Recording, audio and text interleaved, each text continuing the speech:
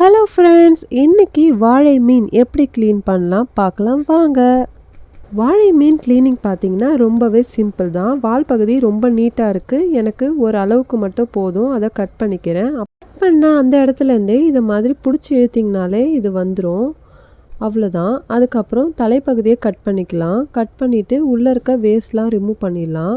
வாழை மீனை பொறுத்த வரைக்கும் வறுத்திங்கன்னா நல்லாயிருக்கும். அண்ட் வாழை கருவோடு ரொம்பவே டேஸ்ட்டாக இருக்கும்.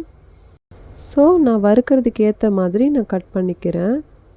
இந்த மீனை பொறுத்தவரை மேலே செதில் இருக்காது. அதுக்கு பதில் மேலே சுண்ணாம்பு இருக்கும். அதை நல்லா தேய்ச்சிட்டு எடுத்துக்கணும். நான் காமிக்கிற பாருங்கள் டிஃப்ரென்ஸ்க்காக.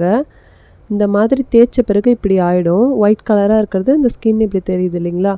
இது மாதிரி நல்லா தேய்ச்சி எடுத்துக்கோங்க. ரஃப்பான பகுதியில் வச்சு தேய்ச்சிட்டு நம்ம நல்லா வாஷ் பண்ணிக்கலாம்.